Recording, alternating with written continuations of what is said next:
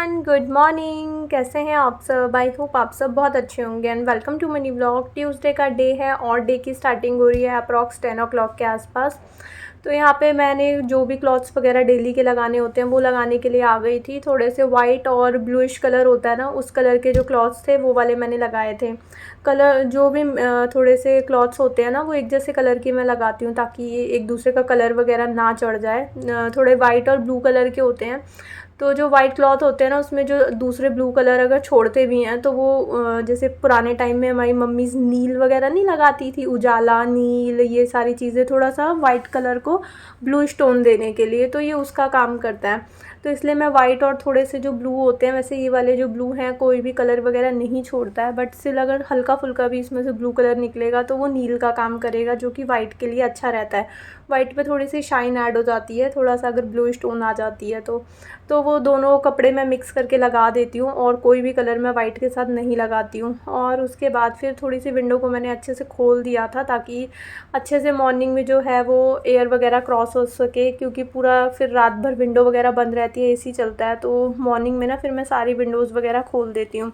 और देखो बेटू उठी हुई थी आज जल्दी, और उसने नया रूटीन अपना बनाया है कि वो बेड से उठते ही आजकल जैसे ब्रश वगैरह करती है ना, साथ के साथ वो फ्रेशन अप वगैरह हो करके नहा करके ही बाहर आ रही है।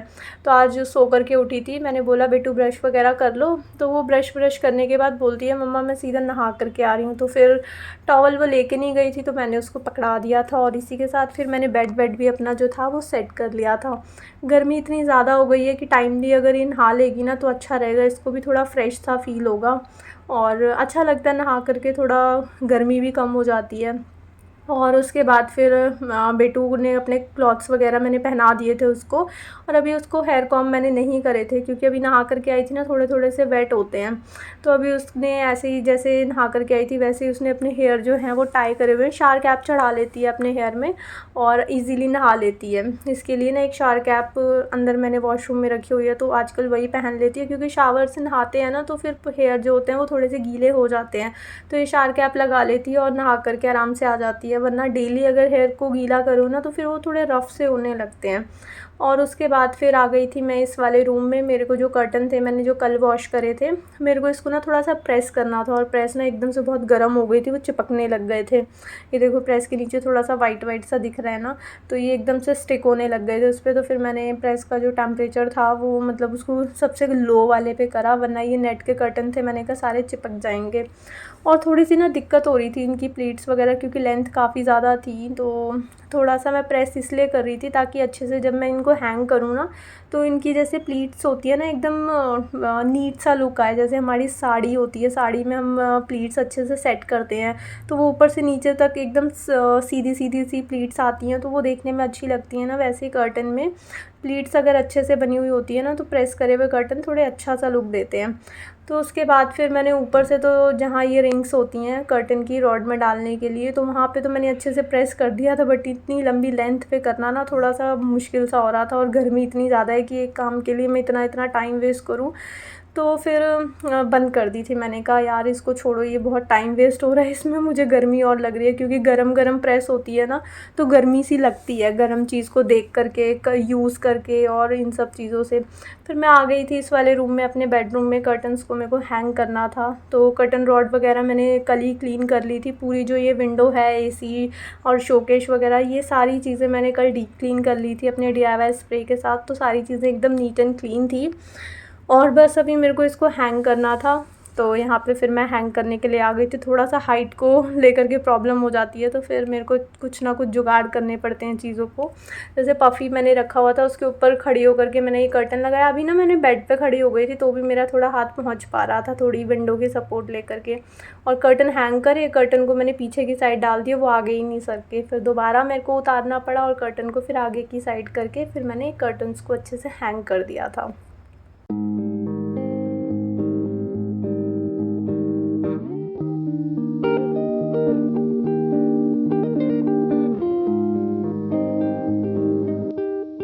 उसके बाद मैं आ गई थी अपनी ये जो प्रेसिंग होती है ना, हेयर वगैरह प्रेस करने के लिए प्रेसिंग मशीन जो होती है, इससे कर्टन बहुत अच्छे से आप प्रेस कर सकते हो, क्योंकि आराम से हैंग करे हुए होते हैं, तो इनको किसी भी ऐसे बेड वेड पे ऐसे फैला करके करने की ज़रूरत नहीं होती, सीधे सीधे होते हैं। और प्लीट अगर ऊपर से मैंने वैसे ही सेट कर रखी थी जहाँ पे कर्टन रॉड्स होती हैं, मतलब रिंग्स होती हैं कर्टन की, तो ईज़िली ना मेरे को एक लाइन मिली हुई थी, तो उसी को फॉलो करते हुए मैं ये प्रेसिंग है ना इससे सारी प्लीट्स को प्रेस करती जा रही थी, और बहुत अच्छे से प्रेस हो जाती है। सेकंड वाले बेडरूम में भी जो मैंने कर्टन हैंग करे थे ना, वो बहुत ज़्यादा अनप्रेस थे, मतलब उस टाइम पे गेस्ट ने आना था और हम न्यूली शिफ्ट ही हुए थे वहाँ पर तो मेरे पास कोई ऑप्शन नहीं था कि अभी मैं प्रेस करवाऊँ या करूँ।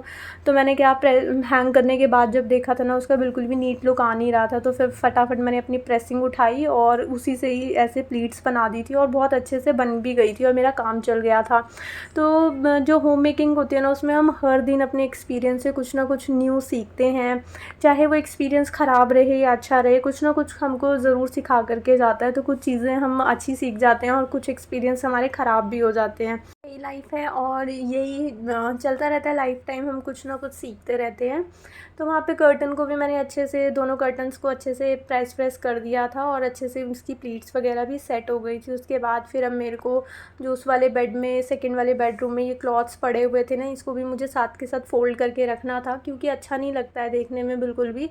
घर आप कितना भी क्लीन कर लो, आपका फ्लोर कितना भी क्लीन हो, लेकिन अगर ऊपर चीज़ें फैली हुई रहेंगी ना, चीज़ें अरेंज नहीं होंगी, तो घर ना बहुत मतलब ऐसे मैसी सा लुक देता है। और गर्मी में ना ऐसा बिखरा हुआ घर देख करके बहुत गर्मी सी हो जाती है और बिल्कुल अच्छा फ़ील नहीं होता है, हमारा मूड बहुत डिस्टर्ब सा हो जाता है और हम बहुत एनजाइटी सी फ़ील करते हैं। तो चीज़ों को ना उनकी जगह पे रख दो, ऑर्गेनाइज़ कर दो, नीट एंड क्लीन जो घर होता है और खाली खाली सा, वो घर बहुत फ्रेश लुक देता है। तो ये क्लॉथ्स जो थे वो रखे हुए थे, रात को मैंने उतार करके रखे थे और फिर ये बेड पे ही रखे हुए थे। तो फिर अभी मेरे पास काफ़ी टाइम होता है, क्योंकि अभी कोई प्रेशर नहीं होता कि इस टाइम पे मेरे को ये काम फिनिश करना है, बेटे को लाने का टाइम हो गया, मेरे को टाइम से नहाना है। अभी थोड़ा आधा पौना घंटा ऊपर नीचे भी चीज़ें हो जाती हैं तो चल जाता है। और यहाँ पे आ रही थी तो मेरे पैर में ही अटक गया था पफ़ी आते हुए, फिर मैंने उसको सेट करके रखा। और इसी के साथ मेरे जो सारे क्लॉथ्स वगैरह है ना, वो भी मैंने फ़ोल्ड करके उनके प्लेस पे रख दिए थे अलमीरा में, और बेड बिल्कुल खाली हो गया था। खाली खाली बेड देख करके बहुत अच्छा लग रहा था, वरना वो भरा भरा ना बहुत ही ज़्यादा ख़राब लग रहा था देखने में भी, और गर्मी भी बहुत लग रही थी देख करके ऐसे बिखरे हुए घर को। और उसके बाद फिर अब मेरे को अपनी किचन में ये वाला जो एरिया है ना, ये ग्लास वाला जो कैबिनेट है, ये बहुत जल्दी गंदा हो जाता है।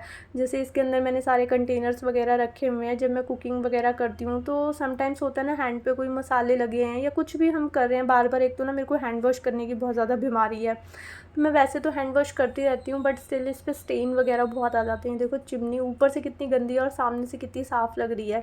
तो जो ब्लैक कलर होता है ना, वो डस्ट को बहुत जल्दी अट्रैक्ट करता है, वो पूरे एरिया में ना बता देता है कि मैं यहाँ पर हूँ, सारी डस्ट उसी पे ही आकर के बैठ जाती है। देखो चिमनी सामने से एकदम नीट एंड क्लीन है, ऊपर से कितनी ज़्यादा इस पर डस्ट गिरी हुई है, जबकि ये डेली मैं मतलब दूसरे से तीसरे दिन क्लीन करती हूँ। और ऐसा कोई टाइम भी नहीं है कि दूसरे से तीसरे दिन, जब भी मुझे गंदी लगती है नाइट में मैं अपनी किचन को डीप क्लीन करके सोती हूँ। कोई भी एरिया कहीं भी गंदा मुझे लगता है, मैं साथ के साथ क्लीन कर देती हूँ। बस ये जो ग्लास वाला कैबिनेट है ना, इसको मैं डेली ऐसे कपड़ा वगैरह नहीं मारती हूँ, क्योंकि इसके लिए ना प्रॉपर स्प्रे वगैरह करके क्लॉथ जो होता है वो साफ़ सा होना चाहिए, अदरवाइज़ इसमें ना फिर स्टेन आ जाते हैं, क्योंकि ये ग्लास का है। तो जैसे ग्लास को हम मिरर वगैरह को क्लीन करते हैं ना, उसी तरह से मुझे ये वाला भी जो है वो क्लीन करना पड़ता है।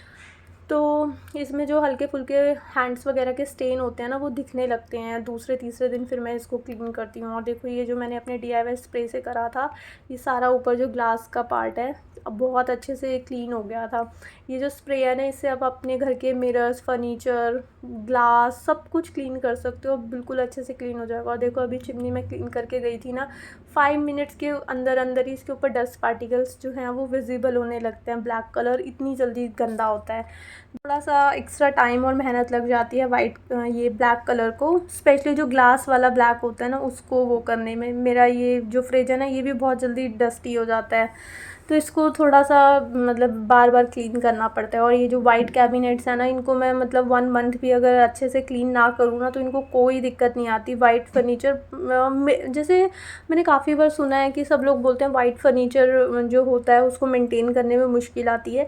वो अगर वाइट क्लॉथ वाला फर्नीचर होगा तो उसको मेंटेन करने में थोड़ी सी दिक्कत आएगी, थोड़ी नहीं बहुत ज़्यादा दिक्कत आएगी। बट ये जो माइका वाली चीज़ें होती है ना, माइका होती है वाइट, ये बिल्कुल रफ़ एंड टफ़ होती है, ना इसमें कोई स्टेन आते हैं, ना इसमें में कोई डस्ट दिखती है, हल्का सा क्लॉथ लगाओ बिल्कुल चकाचक क्लीन हो जाती है। वाइट माइका को क्लीन करने में बिल्कुल भी प्रॉब्लम आती नहीं है। अभी तक तो मेरे को ये, जैसे मेरे दूसरे कैबिनेट्स हैं ना, इनको मैं मतलब रेगुलर क्लीन नहीं भी करती हूँ तो ये बिल्कुल एज इट इज़ शाइन करते हुए दिखते हैं। मतलब थोड़ा सा हम जब क्लीन करते हो तो वो एक्स्ट्रा शाइन करते हैं, बट ये क्लीन दिखते हैं। और कंपैरेटिवली जो ब्लैक एरिया है ना, वो बहुत जल्दी जल्दी गंदा हो जाता है। और फ्रिज को तो मैं दिन में 2-2 बार भी डस्टिंग कर देती हूँ, फिर भी इसके ऊपर हल्की फुल्की डस्ट दिखती रहती है। अभी मैं दोबारा भी चिमनी वाला एरिया दिखाऊंगी ना, वहाँ पे फिर से हल्के फुल्के डस्ट पार्टिकल्स दिख ही रहे होंगे। और उसके बाद फिर यहाँ पे मैंने अच्छे से फ्रिज को भी क्लीन कर दिया था। फ्रिज के नीचे जो ये बास्केट होती है ना, मेनली यहाँ पे बहुत सारी डस्ट वगैरह, ये जहाँ से अभी मैं क्लीन कर रही हूँ, जो बास्केट को खोलने वाला एरिया होता है, इसके अंदर बहुत सारी डस्ट जो होती है वो कलेक्ट हो जाती है, क्योंकि इसके अंदर मैं अनियंस वगैरह और पोटैटोज़ वगैरह रखती हूँ, उसमें बहुत सारी डस्ट होती है, तो यहाँ पे बहुत कलेक्ट हो जाती है। तो इसको भी क्लीन करना बहुत ज़रूरी होता है, क्योंकि फिर ऊपर से वो बहुत क्लीन लगता है और नीचे की जो बास्केट होती है ना, वो थोड़ी मैट लुक में होती है, ऊपर वाला थोड़ा सा शाइनी लुक में होता है, जो फिर नीचे से मैट लुक होता है ना, वो फिर थोड़ा अनमैच सा लगता है देखने में, कि आधा फ्रिज जो है वो साफ़ सुथरा है और नीचे का जो है वो थोड़ा गंदा सा दिखने लगता है।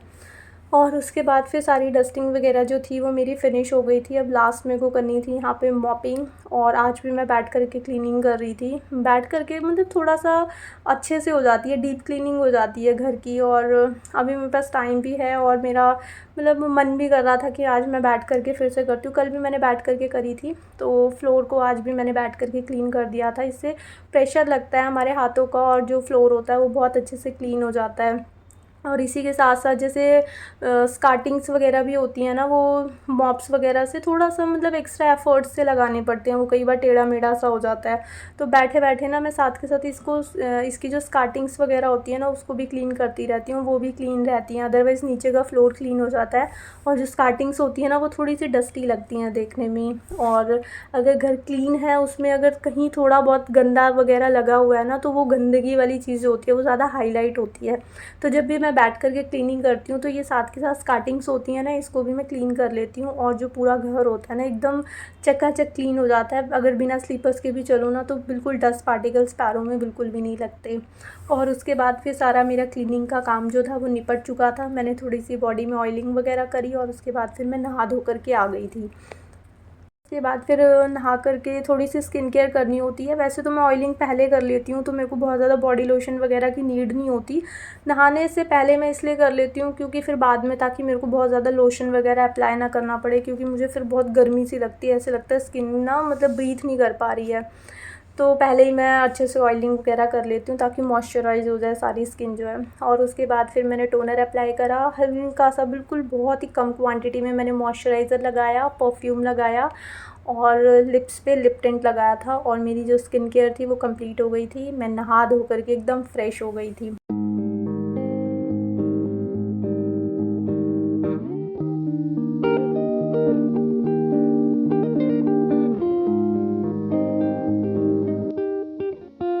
के बाद मैंने हेयर भी अपने जो थे वो थोड़े से खोल दिए थे, क्योंकि वही हल्के फुल्के ना गीले गीले से हो जाते हैं, और फिर थोड़े चिपचिपे से होने लगते हैं गर्मी की वजह से। एक तो स्वेटिंग होती है, ऊपर से फिर हल्के हल्के गीले हो जाते हैं नहाते हुए। तो मैं थोड़ी देर खोल देती हूँ ताकि हवा लग जाए और हेयर जो है वो अच्छे से ड्राई हो जाए। और उसके बाद फिर आ गई थी मैं कुछ हल्का फुल्का बनाने के लिए, क्योंकि बेटू को भी भूख लग गई थी और मुझे भी फिर भूख लग गई थी। और किचन में आते हैं तो पूरे हेयर वगैरह बांधने होते हैं, तो मैं अच्छे से फिर बालों को थोड़ा ड्राई करके पानी वानी पिया मैंने, 10-15 मिनट बैठी, उसके बाद फिर मैं किचन में आई थी। तो अभी बेटू को पोहा खाने का मन था और मुझे भी, तो फिर मैंने हम दोनों के लिए पोहा बनाया। तो पोहा बनाने की यहाँ पे प्रिपरेशन कर दी थी। अनियंस जो थे वो मैंने चॉप कर लिए थे, ऐसे रफली चॉप करने होते हैं, तो चॉप कर लिए थे। और उसके बाद फिर जो पोहा था मैं वो वॉश कर रही थी, और उसके बाद मतलब जो भी प्रिपरेशन वगैरह मेरे को करनी होती है वो मैंने कर ली थी पोहा बनाने के लिए।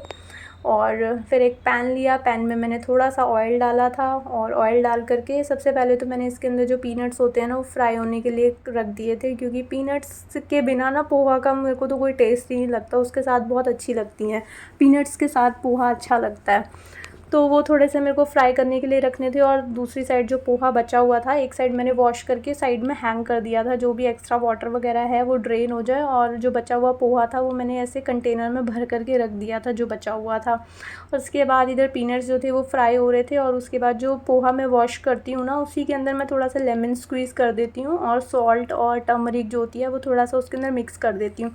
जब यहाँ पे भी फ्राई करती हूँ तब भी मैं सॉल्ट ऐड करती हूँ, और पोहा में भी मैं सॉल्ट ऐड कर देती हूँ, जिससे ना फिर वो बहुत अच्छे से मिक्स हो जाता है। अदरवाइज़ ना फिर वो या तो बहुत ज़्यादा हो जाता है सॉल्ट, या फिर अच्छे से ना मतलब मिक्स नहीं हो पाता और फिर उसका टेस्ट नहीं आता है। तो मैं उस टाइम पे जब पोहा वॉश करती हूँ ना, सॉल्ट उसमें मैं तभी ऐड कर लेती हूँ।